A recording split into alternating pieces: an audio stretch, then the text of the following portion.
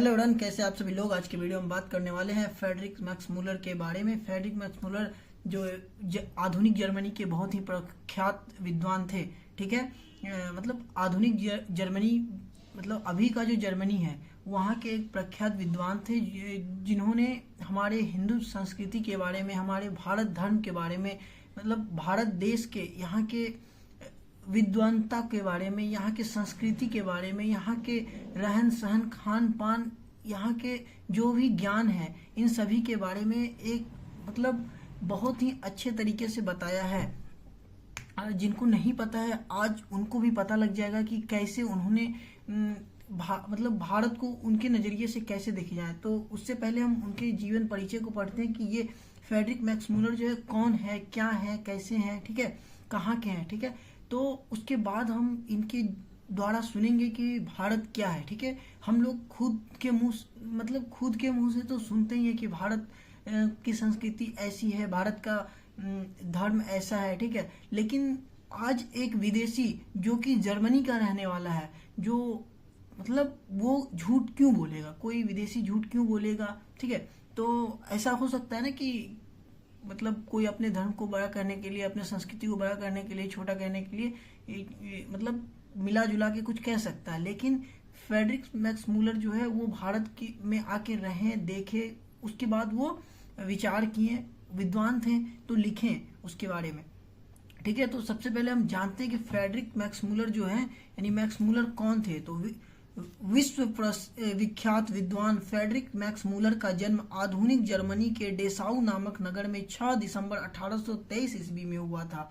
कब हुआ था? 6 दिसंबर 1823 ईस्वी में। जब मैक्स मूलर 4 वर्ष के थे तो उनके पिता विलहेल्म मूलर नहीं रहे। पिता के निधन के बाद उनके परिवार में आर्थिक स्थिति बहुत ही दयनीय हो गई। फिर भी मैक्स मूलर की शिक्षा दीक्षा बाधित नहीं हुई। बचपन में ही संगीत के अतिरिक्त ग्रीक और लैटिन भाषा में निपुण हो गए थे तथा लैटिन के कविताएं भी लिखने लगे थे। 18 वर्ष की आयु में लीप्जिग विश्वविद्यालय में उन्होंने संस्कृत का अध्ययन आरंभ किया।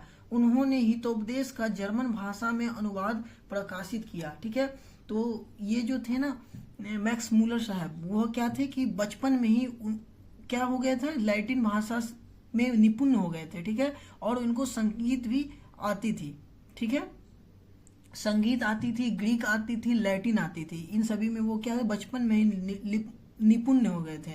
और वो क्या करते थे, तो लैटिन भाषा में अपने कविता को प्रकाशित किया करते थे। 18 वर्ष की उम्र में लीप्जिग विश्वविद्यालय में, कौन से विश्वविद्यालय में, तो लीप्जिग विश्वविद्यालय में उन्होंने संस्कृत का अध्ययन प्रारंभ कर दिया। उन्होंने हितोपदेश का जर्मन अनुवाद प्रकाशित किया। हितोपदेश, ठीक है, आपसे प्रश्न पूछा जा सकता है कि हितोपदेश का जर्मन प्रकाशित किसने किया, तो जर्मन भाषा में अनुवाद किसने किया, तो मैक्स मूलर ने किया। ठीक है, मैक्स मूलर ने किया। इसी समय उन्होंने कठ और केन आदि उपनिषदों का भाषा में अनुवाद किया। मेघदूत का जर्मन पद्य अनुवाद भी किया। ठीक है, कठ उपनिषद है, केन भी उपनिषद है, इन सभी का भी जर्मन भाषा में अनुवाद किया। और हम मतलब ये सब संस्कृत में थे तो इनको जर्मनी में बदले हैं। ठीक है, मेघदूत को भी जर्मन भाषा में पद्य अनुवाद किए, पद में बदले हैं। ठीक है, अब चलिए अब बात करते हैं कि मैक्स मूलर उन थोड़े से पाश्चात्य विद्वानों में अग्रणी माने जाते हैं जिन्होंने वैदिक तत्वज्ञान को मानव सभ्यता का मूल स्रोत माना है। ठीक है, मैक्स मूलर कौन थे, तो वो उन थोड़े पश्चात मतलब पश्चिम के मतलब यूरोप के विद्वान में अग्रणी माने जाते हैं जिन्होंने वैदिक तत्वज्ञान को मानव सभ्यता का मूल स्रोत माना है। ठीक है, तो मानव सभ्यता का मूल स्रोत क्या है, मानव सभ्यता का मूल स्रोत जो है वो वैदिक तत्व विज्ञान है। लेकिन इसको सभी लोग नहीं मानते हैं। सभी जितने भी, कौन नहीं मानते हैं, तो जितने भी नए देश वाले हैं, जितने भी यूरोप वाले हैं, अमेरिका वाले हैं, ये लोग नहीं मानते हैं। लेकिन उनमें से ये अपवाद थे, मतलब कुछ लोग मानते थे, उनमें से यह एक थे। ठीक है, स्वामी विवेकानंद ने उन्हें वेदांतियों का वेदांती भी कहा है।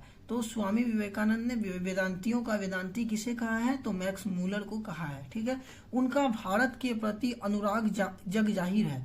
भारत के प्रति उनका जो है अनुराग जो है जग जाहिर है। उन्होंने भारतवासियों के पूर्वजों की चिंतन राशि को यथार्थ रूप में लोगों के सामने प्रकट किया।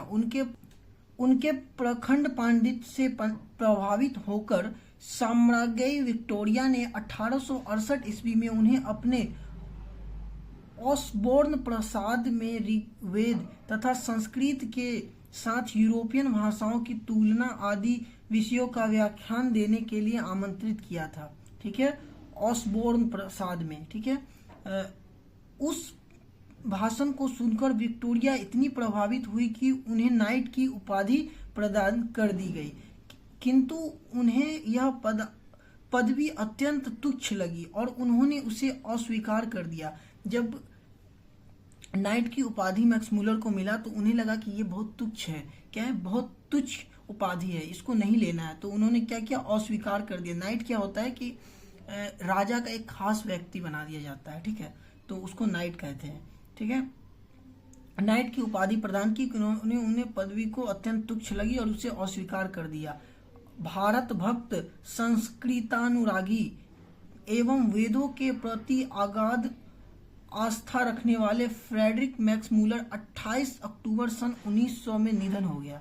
प्रस्तुत आलेख भारतीय सिविल सेवा हेतु चयनित युवा अंग्रेज अधिकारियों के आगमन के अवसर पर संबोधित भाषणों की श्रृंखला की एक कड़ी है। प्रथम भाषण का यह सिविल रूप से अविकल रूप से संक्षिप्त एवं संपादित अंश है। मतलब ये संक्षिप्त रूप है किसका? तो उनके भाषण का। किनके भाषण का? तो मैक्स मूलर के भाषण का। यह जो प्रस्तुत पाठ है वो मैक्स मूलर का भाषण का एक संक्षिप्त पाठ है। इसको भवानी शंकर त्रिवेदी ने क्या किया है? तो अनुवाद किया है। ठीक है, यह किसके लिए बनाया गया था? तो यह भाषण किसके लिए कहा गया था? तो जो आगंतुक, नव आगंतुक कहाँ आ रहे हैं, जो सिविल सर्विस पास करके अंग्रेज लोग भारत आ रहे हैं, उनके लिए यह भाषण लिखा गया। भाषण में मैक्स मूलर ने भारत की प्राचीनता और विलक्षण का प्रतिपादन करते हुए नवागंतुक अधिकारियों को यह बताना चाहते हैं कि विश्व की सभ्यता भारत से बहुत कुछ सीख सकती है, ग्रहण करती आई है। इसके लिए भी यह एक सौभाग्यपूर्ण अवसर है कि वे विलक्षण देश और उसकी सभ्यता संस्कृति से बहुत कुछ सीख सकते हैं। यह भाषण आज भी उतना ही प्रासंगिक है, बल्कि स्वदेशाभिमान के विलोपन के इस दौर में इस भाषण का विशेष सार्थकता है। इस नई पीढ़ी अपने देश तथा इसकी प्राचीन सभ्यता, संस्कृति, ज्ञान, साधना, प्राकृतिक वैभव आदि की महत्ता का प्रामाणिक ज्ञान प्रस्तुत भाषण से प्राप्त कर सकेगी।